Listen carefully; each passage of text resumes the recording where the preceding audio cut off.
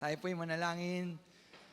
Dakilang Diyos, pinupuri ka namin, Panginoon, sinasamba, dinadakila, Panginoon.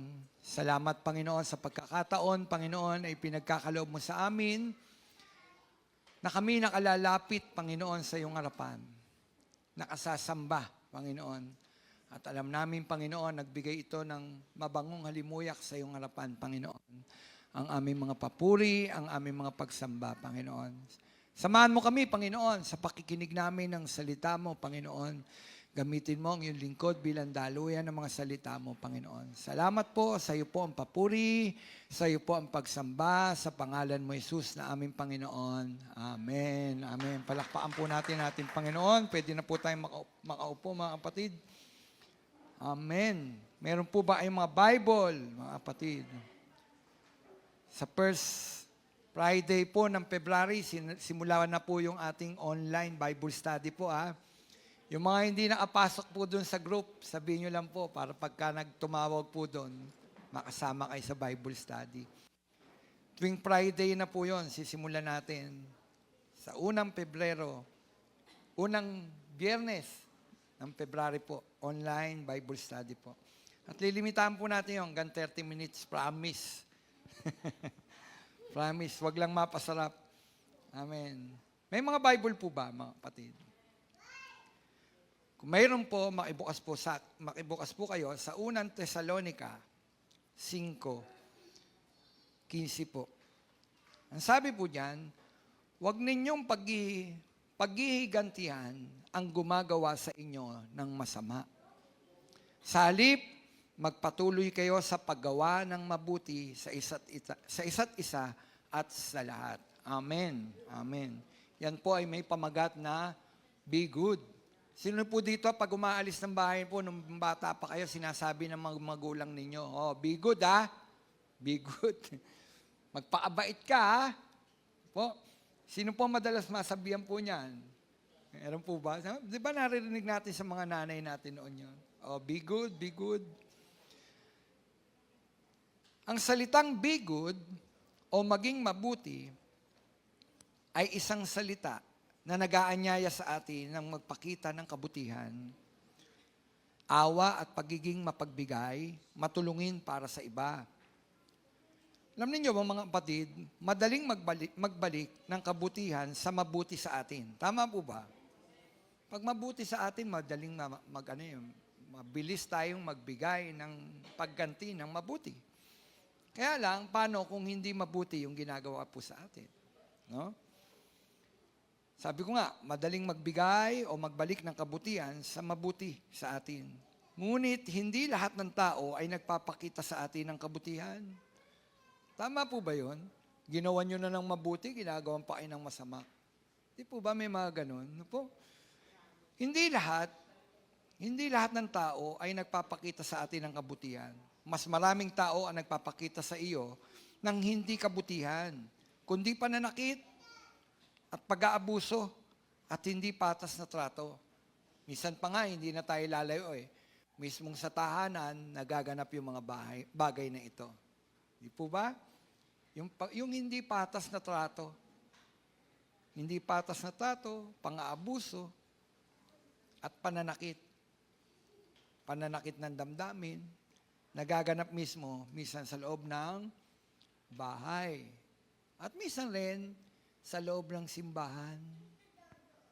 Nagaganap po ba sa loob ng simbahan? Merong mga pananakit ng kalooban. Meron, no?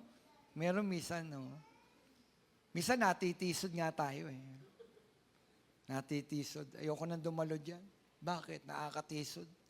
Grabe naman, sarcastic naman magsalita yung mga yan. Di po ba? Minsan, sa loob na mismo ng simbahan, merong hindi patas. No, nakakasakit na mga salita. Ngunit ang talatang ating binasa ay isang paalala, mga kapatid. Paalala sa atin na tayo ay mga Kristiyano. Taas po ang kamay ng mga Kristiyano. Taas po ang kamay ng tumanggap kay Kristo bilang Panginoon niya tagapagligtas. Amen. Taas ang kamay ng mga tao na binago na ni Kristo. Amen. Bukod sa taas ng kamay, may amen yun. Doble-dobling pangsang-ayon yun. Tayo po'y mga binago na ng ating Panginoon. Yan naman po ang nagaganap kapag talagang tinanggap natin ang Panginoon. No? Sabi ko nga, sa talatang ito na ating binasa ay nagpapaalala sa atin na tayo ay mga Kristiyano. Tayo ay tinawag na maging mabuti sa lahat ng tao.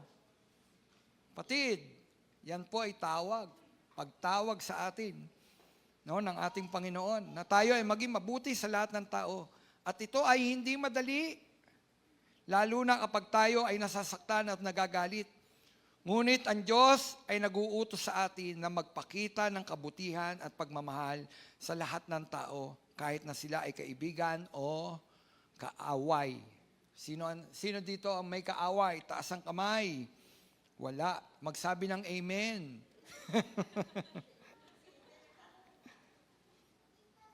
Meron, hindi naman ikaw ang nangaaway, ikaw ang inaaway. Di po ba? Ikaw ang inaaway. Minsan dahil sa iyong pagiging mabuti sa kanila, inaaway ka.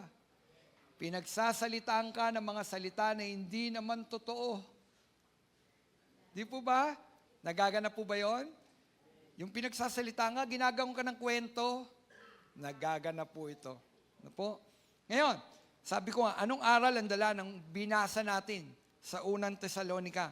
Una, ang pagiging mabuti ay isang pagtawag. Sabi ko nga, ang pagiging mabuti ay isang pagtawag. Bilang mga mananampalataya ni Kristo, tayo ay tinawag na maging mabuti sa lahat ng tao.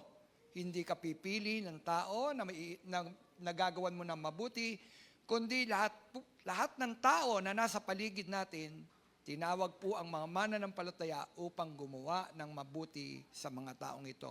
Masama man o hindi man mabuti sa inyo, mga kapatid, magiging mabuti kayo sa Kanya. Ang hirap naman yan, Pastor. Kayo, sa Panginoon kayo magreklamo. Di ba? Mahirap po talaga. Mahirap maging mabuti sa mga taong hindi naman nagiging mabuti sa inyo. Meron nga pinatiran nyo na sa bahay, pinakain ninyo Di ba ano yung sabi? Nag-alaga ako ng ahas. Di ba siyang nanunuklaw? Minsan yung inaakala mong mabuti sa iyo, hindi pala siya mabuti para sa iyo. Di po ba? Kapatid, bilang mga mananampalataya ni Kristo, sabi ko nga, tayo ay tinawag na maging mabuti sa lahat ng tao. Ang sabi ng Roma 12:17, huwag ninyong gagantihan ng masama ang masama. Ibang klase, no? Ibang klase ang turo ng Panginoon. Sa lumang tipan, ngipin sa ngipin, mata sa mata. Kung ano ginawa sa iyo, ginawang ka ng masama. Kung ano yung tinanggal sa iyo, nabulag ka, tatanggalin rin sa iyo bilang kabayaran, mata. Sabi ko nga, mata sa mata, ngipin sa ngipin, sa lumang tipan. Ngunit, nang dumating ang ating Panginoon, siya ay nagturo ng pag-ibig sa mga taong hindi kaibig-ibig. Ano ang turo ng Panginoon? Umibig sa mga taong hindi kaibig-ibig. Madali ba? Mahirap. Ang sabi nga sa Roma, sulat ni Paul sa Roma, huwag ninyong gagantihan ng masama. Ang masama, sikapin ninyong mamuhay ng marangal sa harap ng lahat ng tao. Sisikapin daw ng mga mananampalataya na mamumuhay ng marangal. Saan? Sa harap ng tao.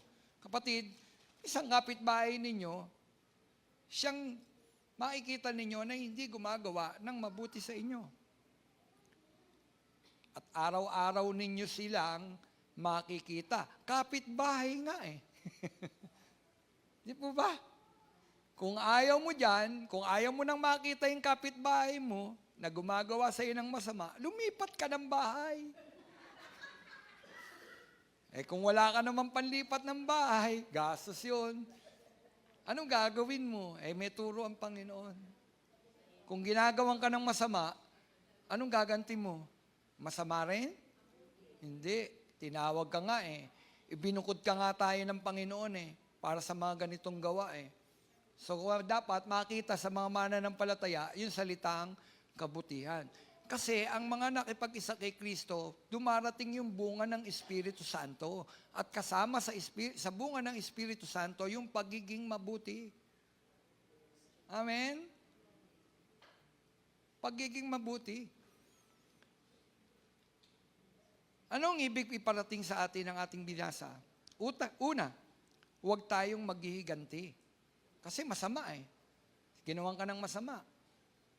And sabi, huwag kang maghihiganti. Hindi tayo dapat maghiganti sa mga taong nagkasala sa atin. Sino dito ang may mga nagkasala sa inyo, mga kapatid? Meron po ba mga nagkasala sa inyo? Oo. Minsan pa nga anak ninyo eh. Minsan anak ninyo, kamag-anak ninyo, kasama natin sa loob ng simbahan, nakakapanakit, no? Nagkakasala sa atin. Kaya ang sabi, hindi tayo dapat maghihiganti sa taong nagkasala sa atin. Sino example niyan sa Bible? Si Esteban. Si Esteban ay inakusahan ng kasinungalingan at hinatulang patayin sa pamamagitan ng pagbato. Ang unang martir, no? Sa bagong tipan, si Esteban. Ano daw ang hinatol sa kanya? Kamatayan, inakusahan. Kaya nga sabi ko sa iyo, minsan may mga taong mag-aakusa sa inyo eh. Kasama na yon, asahan nyo na yon. Sa pakikipag-isa natin kay Kristo, kasama na yung pag-akusa. Eh kung ang Panginoon, inakusahan eh. Di po ba? Yung ating Diyos, yung ating Panginoon na si Jesus, nung siya'y narito sa lupa, inakusahan siya ng mga hindi namang totoo. Kasinungalingan lahat ng inakusa sa kanya. Di po ba? O ngayon, kung ang ating Panginoon inakusahan at hindi siya gumanti, ano dapat ang mananampalataya? Hindi gaganti sa taong nag-aakusa sa kanya. Si Esteban, inakusahan. Inakusahan si Esteban. Ang ginawa sa kanya, hindi lang pag-akusa, kundi hinatulang mamatay. Pero pansinin niyo po, ang sinabi ni Esteban sa Gawa chapter 7, verse 60. Ang sabi, lumuhod si Esteban. Lumuhod si Esteban at sumigaw ng malakas. Panginoon! Sabi ni Esteban, Panginoon, wag mo po silang panagutin sa kasalanang ito. Eh ano bang dapat? Kapag ka binabato ka, pinapatay ka na eh. Alam mo namang nasa Diyos ka eh. Sa totoo, nakita niya ang Panginoon eh, bumukas ang langit eh. Nung panahon na yung bumukas ang langit, nakita niya ang trono ng Panginoon, nakaupo ang Panginoong Jesus. Nakita ni Esteban. No? Alam niya, pwede siyang sumigaw ng Panginoon, puksain mo ang mga taong ito. Pero hindi siya sumigaw ng paghihiganti. Ang sabi niya, Panginoon, huwag mo po silang panagutin sa kasalanang ito.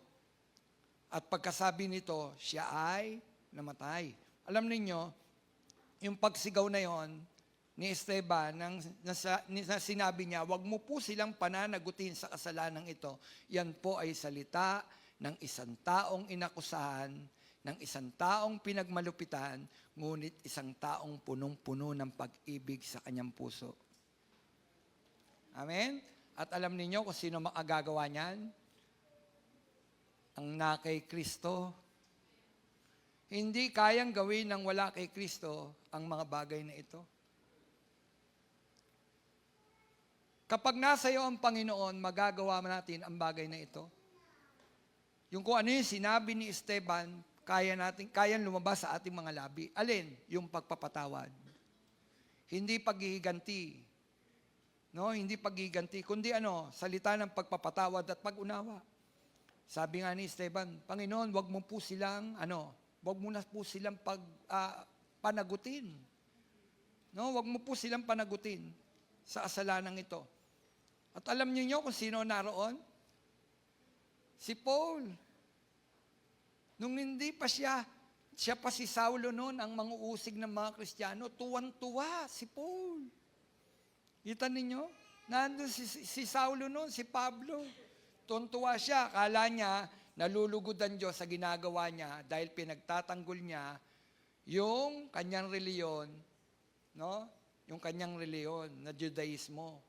So, akala niya nakapagbibigay lugod siya ng pinupuksa niya kasi parang ganito, isang bagong reliyon ito.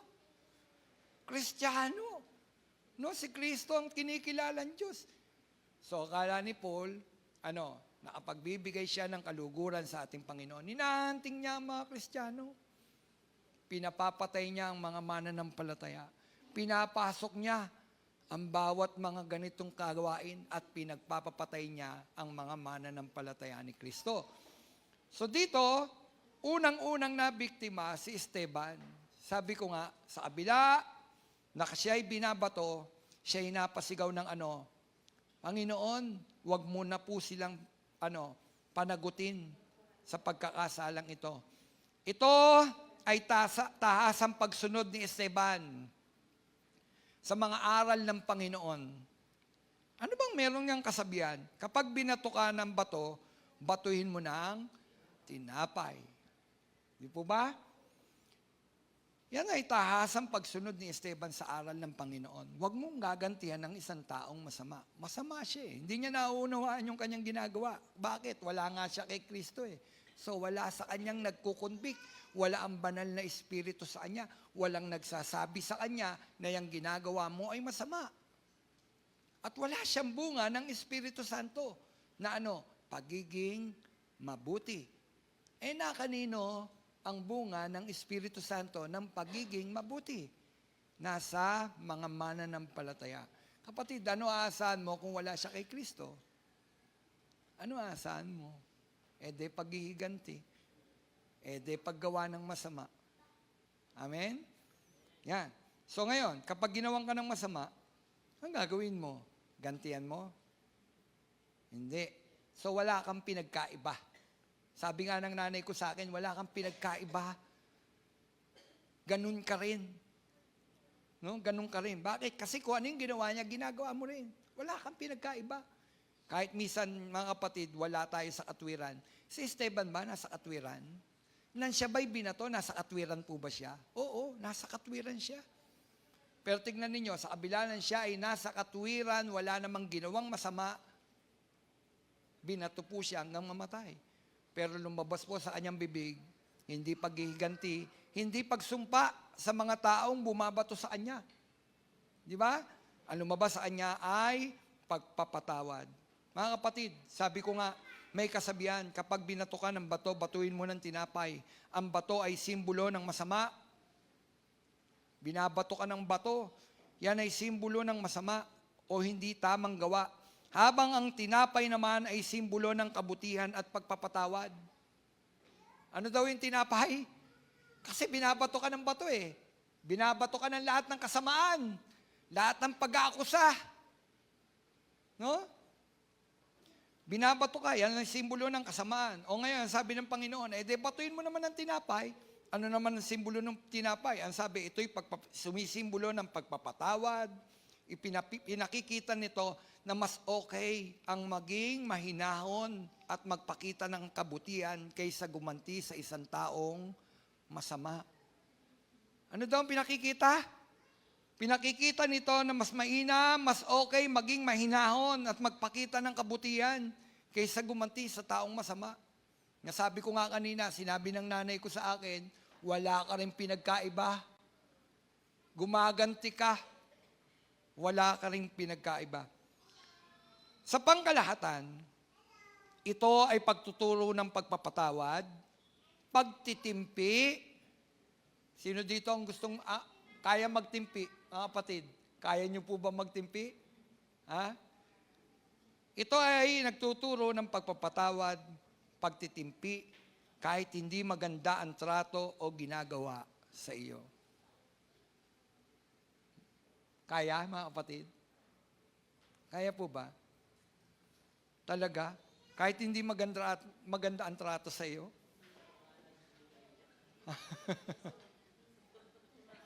Di ba, no? Madalas tayo nagiging biktima noon, yung hindi magandang trato. Gumagawa ka ng tama, nagmamalasakit ka sa kanila. Tapos hindi maganda yung tratong ginabalik nila sa iyo. Amen? Minsan nga dumating sa akin. Kasi yung pong kotse ko, nakikigarahe lang po ako. Nagbabayad po ako ng garahe. No? Nagbabayad po ng garahe. Para hindi nakagarahe sa harapan o sa kalye.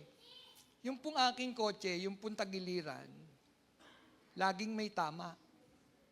May tama. At nakikita ko kung ano yung pintura nung katabi ko na kotse, yun yung nakikita ko. Pati harapan, nakikita ko yung kulay nung sabi sa akin ng anak ko, ba't hindi mo, hindi mo sabihan. Bayaan mo siya. Kasi kabila tsaka ang dami. Okay lang kung ilan minsan lang. Hindi, nakikita ko. Sabi ko, yun siya Sa isip-isip ko, yun siya Yun siya. Pilit kong kinukuskus, hindi ko makuskus. Alam, isip ko, yun siya Yun siya. Ang mahirap nito, mananampalataya rin siya. Naisip ko, alam kaya niya yung kanyang ginagawa? Sinasadya kaya niya? O hindi niya sinasadya? Gina-justify ko na lang para hindi ako mabwisit. Kasi kabwisit-bwisit, biro mo inaalagaan mo yung sasakyan mo, tapos makikita mo, may mga tama, mga pintuan mo, makikita mo. At makikita mo kung ano yung kulay ng kotse niya, yun yung kulay nung nakatama doon. Kapatid, magtitimpi. Magtitimpi. Upang Upang maging marangal sa harap ng mga taong nakapaligid sa atin. Minsan, konting kibot, nakareklamo na tayo. Di po ba? Konting kibot ba, nasa barangay ka, nagre-reklamo ka, diyan punta ka sa barangay, magreklamo ka doon. O kaya pa natin magtimpi? Kapatid, kaya ba natin magtimpi? Sigurado kayo? Kahit kunin bahay natin? Bang usapan na yan, pastor. Hindi pwede yan. Kaya dito pinakikita, yung dapat maging pag-uugali ng isang mga mananampalataya. Taas ang kamay ng mga mananampalataya.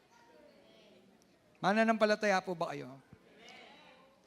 Tinawag ka para maging mabuti. Tinawag tayo para maging mabuti. Alam nyo, minsan nakakalimutan natin maging mabuti. Kailan nalilimot ng isang mananampalataya yung pagiging mabuti? Kapag dumarating yung pagkipagkumpetensya, pakikipagkumpit, nalilimot nating maging mabuting tao. Nalilimot natin na tayo ay tinawag ng Panginoon upang maging mabuti sa paligid ng mga tao na hindi mabuti. Sa pakikipagkumpetensya, nakakalimutan natin minsan yung alin, yung salitang maging mabuti. Kapatid, sabi ko nga, yung tinapay ay simbolo ng pagpapatawad. Ipinakikita nito na mas okay ang maging mahinahon, magpakita ng kabutihan kaysa gumanti ng masama. Sa pangkalatan, ito ay pagtuturo ng pagpapatawad. Tinuturuan tayo ng salita na yan ng magpatawad, magtimpi, kahit hindi maganda ang trato o ginagawa sa iyo. Kapatid, handa ka pa ba magtimpi? Sino dito nagtitimpi sa asawa niya? Sigurado. Di ba? Minsan magtitimpi ka. Natandaan ko. Total, mayapa naman na siya.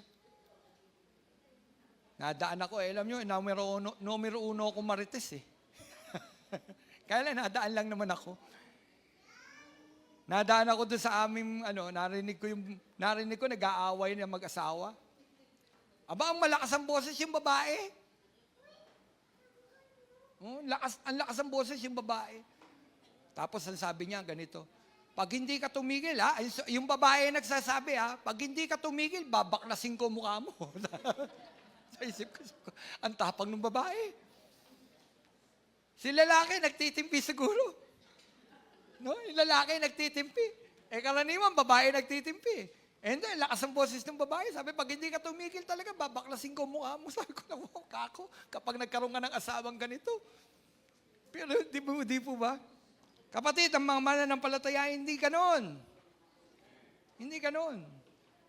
Dapat marunong tayo magtimpi. magpigil dun sa galit na ating nararamdaman. Ang tanong, nagagalit po ba tayo? Amen. Tao ka eh. Ang Diyos na nga nagagalit eh. Di po ba? Kaya lang may turo ang Panginoon.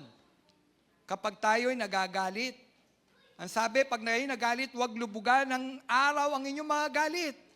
Yun ay pagtuturo at tahasang pagtuturo ng Panginoon ng ano? Pagpapatawad. Amen?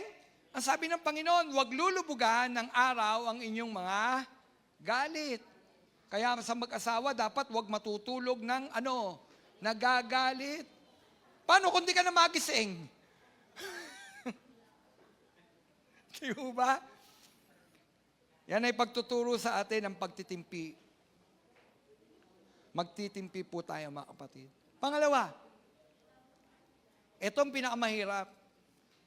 Yung ginawan ka ng masama, susuklian mo daw ito ng mabuti. Wow naman, nagtitimpi na nga ako eh, susuklian pa kita.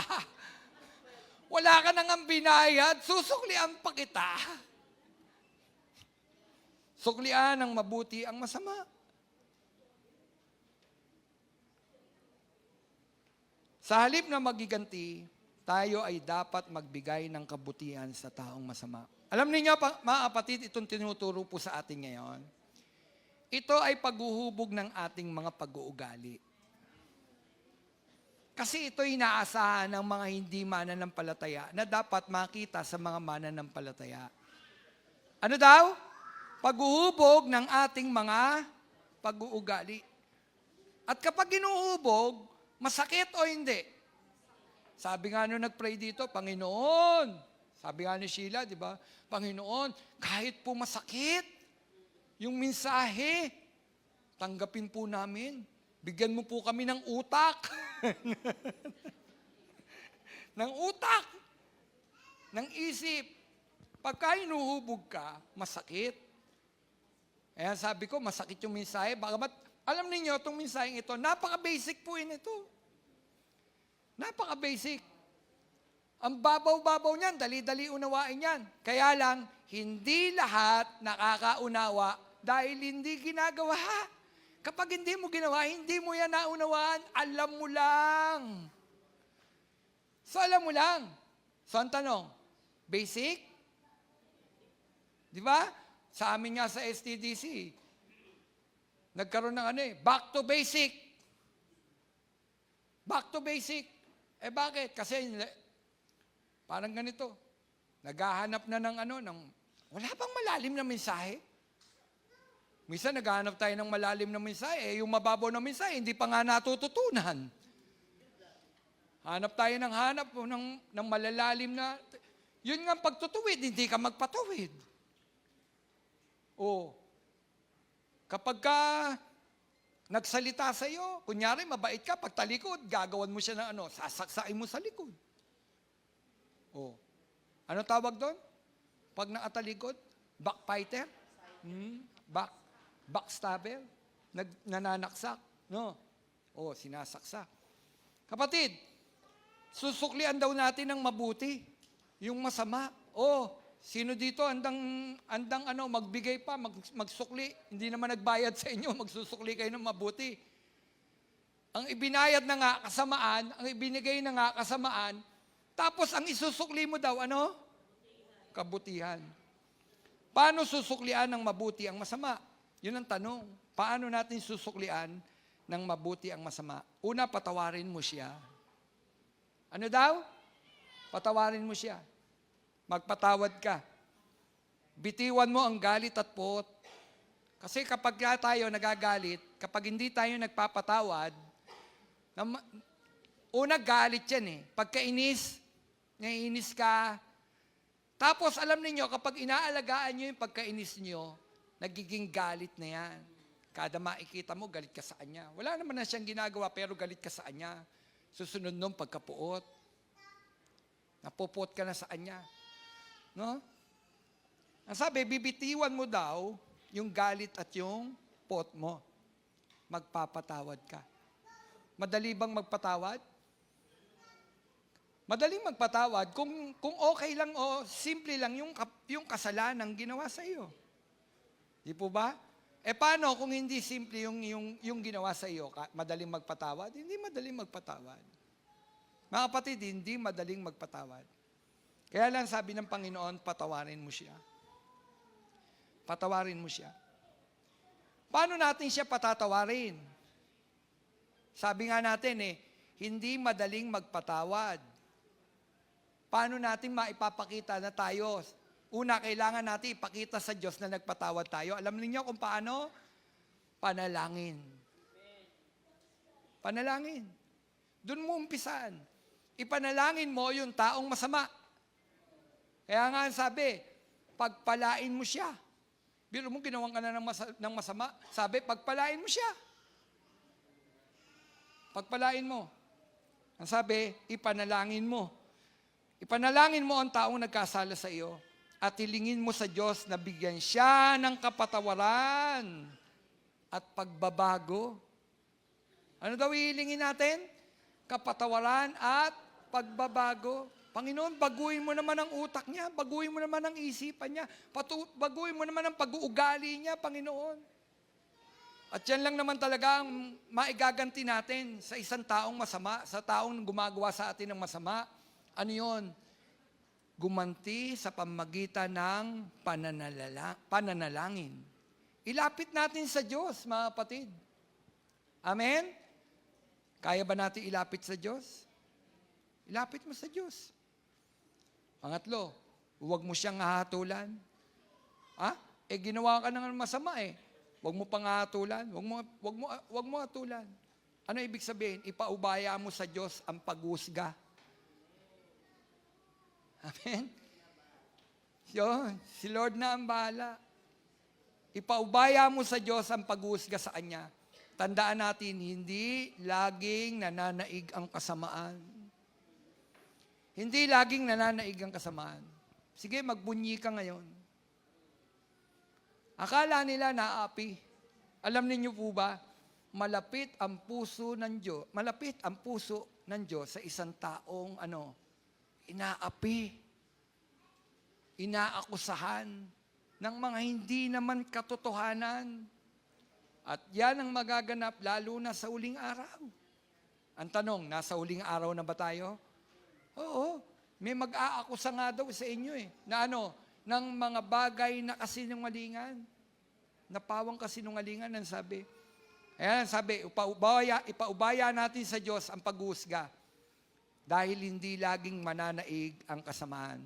Mga kapatid, tandaan natin, ang pagbibigay ng mabuti sa taong masama ay hindi madali. Ngunit ito ay isang mahalagang bahagi ng ating pagiging isang Kristiyano.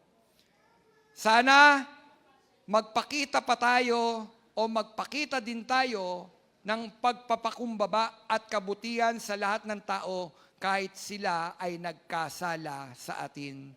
Ngayon, may gantimpala ka ba kapag ikaw ay nagpaubaya at hindi gumanti sa isang taong masama? May gantimpala. Bakit? Kapag ginawa mo yung bagay na yun, malulugod ang Diyos sa iyo. Kapag nalulugod ang Diyos, anong ginagawa niya sa isang taong kalugod-lugod sa Diyos? Pinagpapala. Dinidinig ng Diyos ang panalangin ng isang taong matuwid. Amen? Ngayon, ano ang gantimpala? Kapatawaran rin. Di ba yun ang pinakamagandang gantimpala sa Diyos? Na makamit natin yung kapatawaran mula sa ating Panginoon. Ang sabi, kapatawaran, ang Diyos ay magpapatawad sa mga kasalanan mo dahil sa iyong pagpapakumbaba at pag-ibig sa iyong kapwa. Kapatid, may aral ang Panginoon. Paano kang papatawarin ng Diyos kung hindi ka marunong magpatawad? Naunawaan niyo po ako. Ang kapatawaran ng Diyos ay laan para sa taong marunong din naman magpatawad. Paano kang patatawarin ng Diyos kung puno ng galit, poot ang puso mo? Naunawaan niyo po ako, kapatid. Kapag tayo natutong magpatawad, ang kapatawaran ng Diyos ay laan para sa iyo. At yan ang pinakamagandang biyaya mula sa ating Panginoon. na makakamit natin yung kapatawaran mula sa ating Panginoon Diyos. Amen? O, kaya nyo na magpatawad, mga kapatid. Kaya. Talaga po, Yan.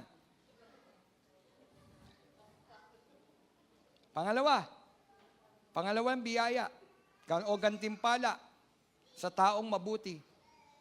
Biyaya ng Diyos, no? Dadaloy ang biyaya ng Diyos. Ang Diyos ay magbibigay sa iyo ng biyaya at pagpapala dahil sa iyong pagiging mabuti sa taong masama. Sino gusto ng pagpapala? Amen. Gusto natin ng pagpapala. Gusto natin ng biyaya mula sa ating Panginoon. Kapatid, bibigay ng Diyos yan kapag tayo ay naging mabuti sa Kanyang paningin. Amen? Pag tayo nagiging mabuti sa paningin ng ating Panginoon, dadaloy ang pagpapala mula sa ating Panginoon. Pangatlo, mga kapatid, pangatlong biyaya o gantimpala ng Panginoon, kapayapaan at kagalakan. Ano daw? Kapayapaan at kagalakan. Sino walang kapayapaan? Alam niyo kapag may kaaway ka, wala ang kapayapaan. Kapag nagagalit tayo, wala tayong kapayapaan. Correct? Hindi tayo payapa. Hindi ka makatulog. Bakit? Kasi nga walang kapayapaan. Paano magkakaroon ng kapayapaan kung punong-puno nga ng galit po? Kasi gusto mong gumante. Alam niyo, yung salitang pagpapatawad at yung pagiging mabuti, yan ay sinasabi ng ating Panginoon, hindi para lang sa Kanya, kundi benepisyo nito ay para sa iyo. Kapag tayo galit ng galit, ano mangyayari sa ating mga katawan? Magkakasakit po tayo, mga kapatid.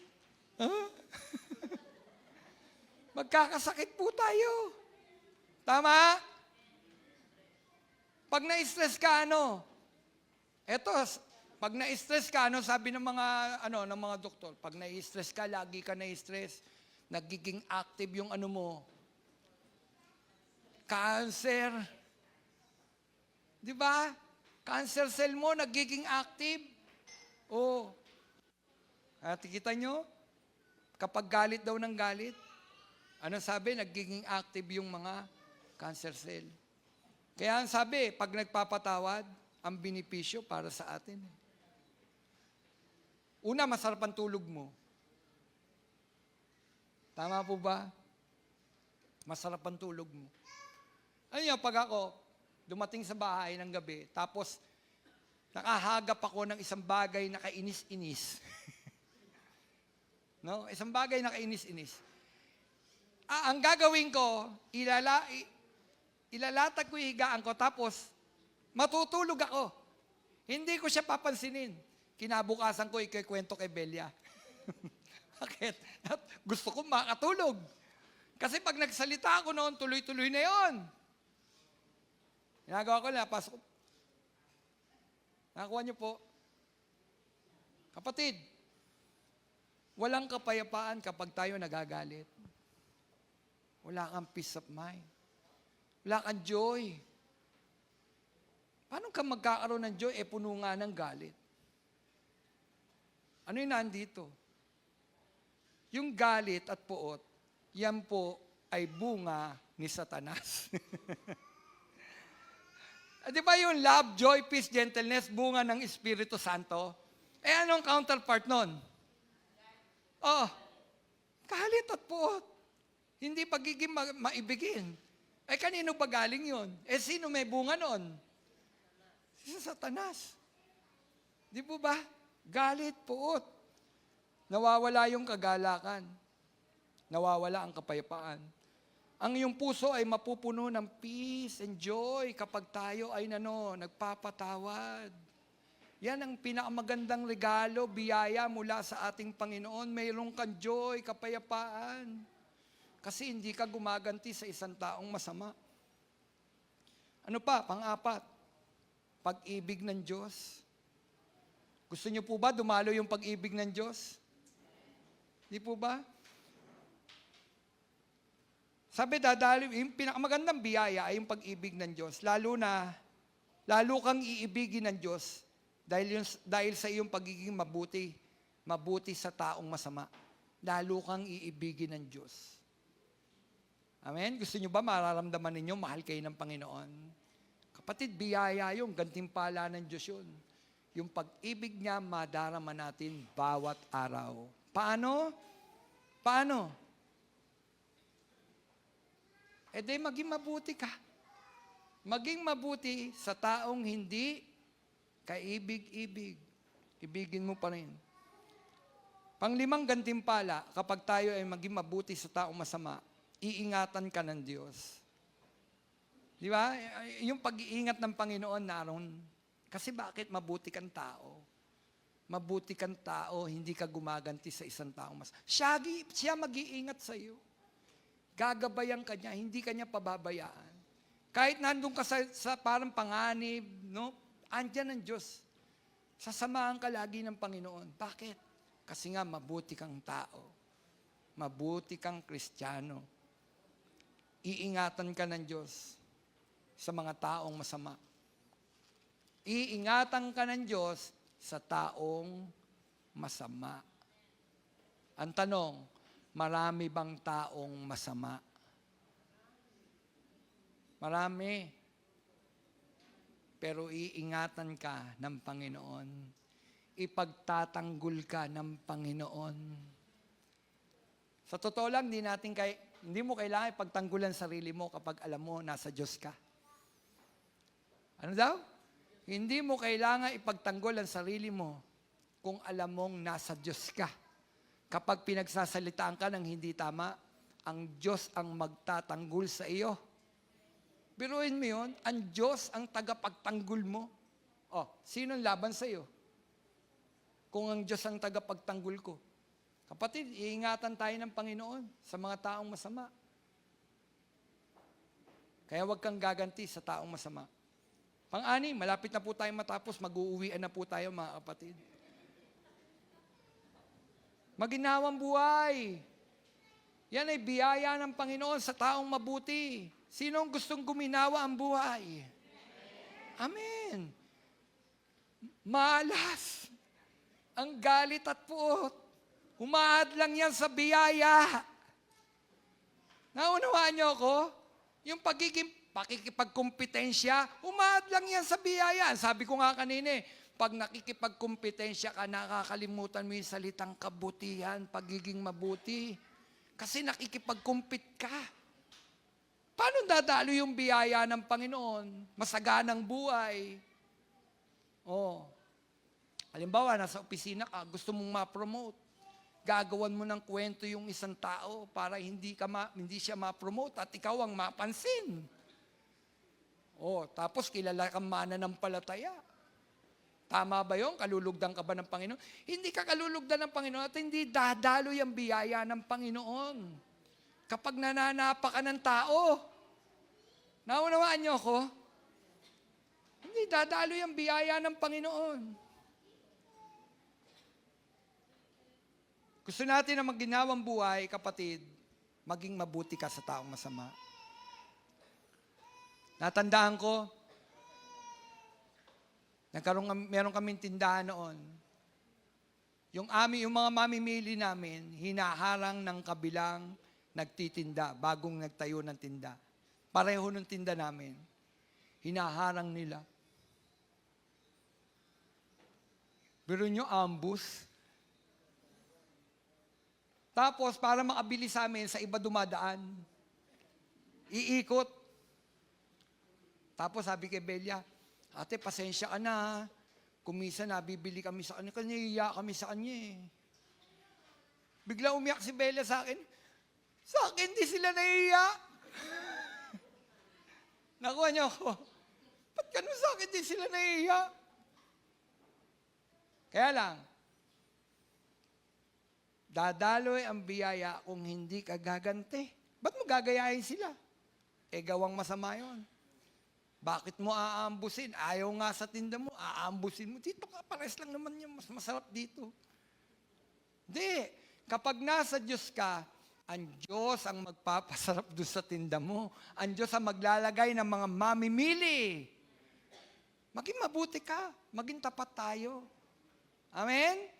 Makikita nyo, i-bless kayo ng Panginoon. O sino gusto i-bless, ipagpalain ng Panginoon? Gusto natin maging pagpalain ng Panginoon, maging mabuti ka. Maging mabuti kang Kristiyano. Amen? Dadaloy ang biyaya. Pampito, makukuha mo ang tiwala ng ibang tao. Kapag mabuti ka, makukuha mo yung tiwala ng tao. Pero yung gumagawa ng sa una lang yun. Yung halimbawa may sinisiraan siya, sa una lang. Sa una lang, pero hindi habang panahon, pakikinggan siya. Kapag ka ikaw may naririnig kang merong nagsasalita sa iyo, minsan mas mainam, itigil mo yung bibig mo. Nasabi ko nga, pag alam mo na nasa Diyos ka, ang Diyos ang magtatanggol sa iyo. Titigil natin yung ating mga bibig. Hayaan natin ang ating Panginoon. Makikita mo ang tao. Makukuha mo ang tiwala ng tao. Nakuha niyo po? Makukuha mo. Panguli, yung pagpapala, dahil mabuti kang tao, hindi lamang para sa iyo. Sino may mga anak? Yung pagpapala, dadaloy mula sa iyo hanggang sa anak mo. Hanggang sa kaapu-apuhan mo, dadaloy yan. Gusto nyo ba? Na dumadalo yung pagpapala, biyaya ng Panginoon hanggang sa mga anak ninyo. Kapatid, maging mabuti tayong tao. Be good! Mas mainam. Mas mainam maging mabuti. Mas mainam maging kaaya-aya tayo sa paningin ng ating Panginoon. Kapatid, ang buhay natin sa mundong ito, hindi maayos. May mga taong nananakit ng ating damdamin. May mga tao na nagsasalita laban sa atin. At masakit sa damdamin o sa kalooban na alam mong hindi mo namang ginawa ang bagay na ito, ngunit inaakusa sa iyo.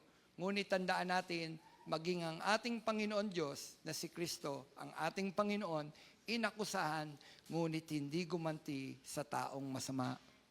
Ano ang iginanti ng Diyos na si Kristo sa taong masama? At tayo yon, mga taong masama. Ang iginanti ng ating Panginoon, kapatawaran. Kapatawaran at buhay na walang hanggan sa mga tao na kanyang iniibig. Kapatid, hindi gumanti ng masama ang Panginoon, kundi ang iginanti ng Panginoon, pag-unawa, pag-ibig, at humantong ito hanggang sa krus ng Kalbaryo. Nawa tayong mga mananampalataya, matutunan natin yung pag-uugali na ito. Magiging mabuti tayo. Amen? Panginoon, turuan mo kami maging mabuti. Araw-araw ipanalangin natin sa Panginoon. Panginoon, gawin mo kaming mabuting tao. Gawin mo kaming mabuting Kristiyano. Alam niyo, Kristiyano ka? Kristiyano po ba kayo? Ang Kristiyano kilala sa paggawa ng mabuti. Amen? Hindi siya magbubuhat ng kamay sa taong nananakit sa kanya. Totoo. Totoo ba yun? Dito po magtatapos sa isang kwento. May isang pastor na dating hoodlum. Nakwento niya sa akin ito. Dati siyang hoodlum. Namayapa na ngayon yung pastor na yon. Dati siyang hoodlum. Dati siyang malaking tao. Ano ba ang buhay ng hoodlum? Siyempre, hindi papadaig yan. Pero nung nakilala niya si Kristo, may nag-share sa kanya tungkol kay Jesus, nakilala daw niya ang Panginoon, at agad-agad nagbago yung buhay niya.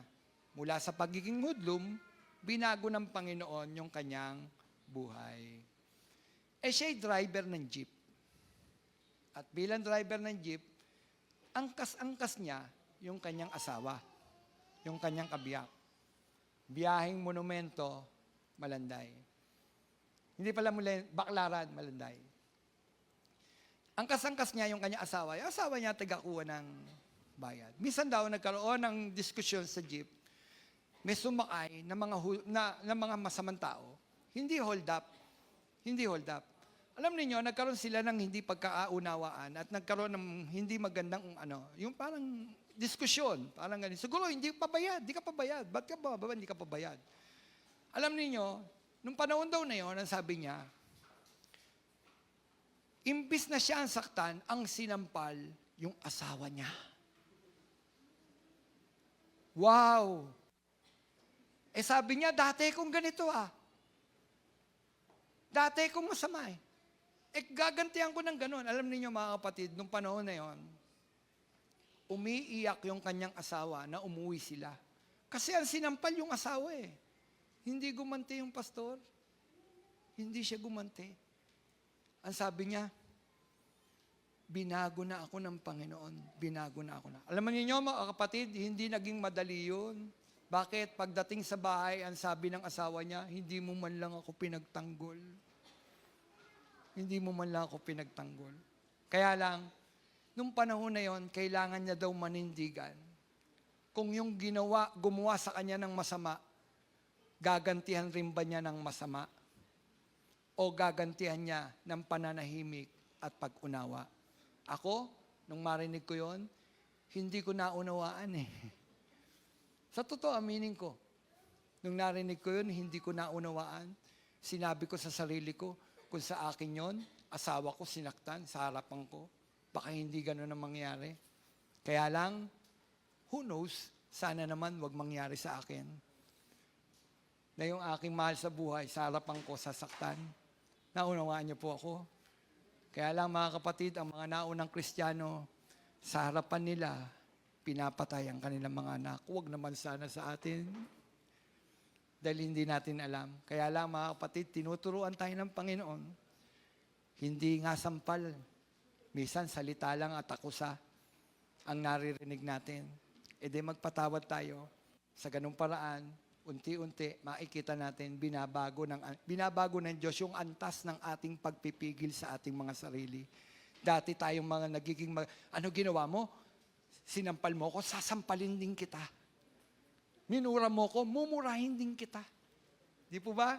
Dito, tinuturuan tayo ng Panginoon, unti-unti, na na makita natin, magpipigil ang mga mananampalataya. Kaya ba magpigil? Oo, kaya. Kaya yan kapag kasama natin ang banal na Espiritu. Sa ganang atin, hindi natin kaya. Ako sa ganang akin, hindi ko kaya. Yung tulad nung ginawa doon sa pastor, sinampal yung kanya asawa. Sa ganang akin, parang sabi ko, Lord, hindi ko kaya. Lord, wag mo ako subukin sa ganito. Nakakuha niyo po ako? Wag mo ako subukin sa ganyan. Hindi ko kaya. Hindi ko kaya. At hindi tayo susubukin ng Panginoon doon sa pagsubok na yon na alam ng Diyos na hindi natin kaya. Kaya lang pag dumating sa ganun sitwasyon, kapatid, magdalawang isip ka, pumikit ka, manalangin ka. Lord, anong dapat kong gawin sa mga ganitong sitwasyon? Kapatid, hindi lahat mabuti sa atin, may nananakit, pero gantihan daw natin ang kabutihan, yung gumagawa sa atin ng kasamaan. Amen? Tayo po'y tumayo. Tayo po'y manalangin. Lord, hindi madali, Panginoon, yung aral mo na ito, na maging mabuti kami, Panginoon, sa mga taong masama. Marahil may mga magsasabi sa amin, di totoo yan. Kalokohan yan sinasabi mo, unfair yan. Pero Panginoon, yan ang aral mo Huwag kaming gaganti sa taong masama. Huwag naming pagbubuhatan ng kamay, yung nagbuhat sa amin ng kamay. Lord, totoo, mahirap. Pero kung kami puspos ng banal mong Espiritu, tulad ni Esteban, Panginoon. Tulad ni Esteban, Panginoon. Hanggang kamatayan, umarap siya sa kamatayan. Na ang sigaw pa niya, Panginoon, huwag mo po silang panagutin sa kasalanang ito. O Diyos, bigyan mo kami ng ugaling mabuti. Ugaling marunong umunawa sa mga taong hindi kauna-unawa, Panginoon. Baguhin mo ang aming mga buhay. Baguhin mo ang aming mga isip. Baguhin mo ang aming mga puso, ang laman ng aming mga kaisipan, Panginoon. Puspusin mo po kami ng banal mong Espiritu, Panginoon. Lagay mo po sa amin yung bunga ng Espiritu Santo, Panginoon. Mamunga po kami, Panginoon, ng pag-ibig, ng kapayapaan, ng kagalakan, ng pagpipigil sa aming mga sarili, ng kabutihan, Panginoon. Mamunga po kami, Panginoon. At ito'y makita ng mga taong hindi mananampalataya, Panginoon. Sa ganon, Panginoon, hindi kami ang mapapurihan, Panginoon. Ang mapapapurihan ay Ikaw. Ikaw, O Diyos, na nagbabago ng aming mga buhay, Panginoon. Tulungan mo kami. Tulungan mo kaming mabago ang aming mga buhay, Panginoon. Hallelujah. Tulungan mo kami, Panginoon. Panginoon, kapag kami naharap sa hindi magandang sitwasyon, turuan mo kami, bigyan mo kami ng wisdom kung ano ang dapat maging pag-uugali namin, Panginoon. Maging kaharap namin, Panginoon, hindi gumagawa sa amin ng mabuti, Panginoon. Bigyan mo kami ng karunungan, Panginoon. Salamat po, O Diyos. Salamat. Sa iyo po kami nagtitiwala. O Diyos, dalangin namin, kung paano ang naging mabuti sa amin, ganun din nawa po kami. Maging mabuti kami, Panginoon, sa mga taong hindi mabuti. Dahil Ikaw, Panginoon, hindi kami mabuti, pero inunawa mo kami. Binuhusan mo kami ng pag-ibig mo, Panginoon. Salamat po. Salamat po, Panginoon. Sa iyo ang papuri, sa iyo ang pagsamba, sa pangalan mo, Jesus, na aming Panginoon. Amen. Amen. Palakpakan po natin ang Panginoon.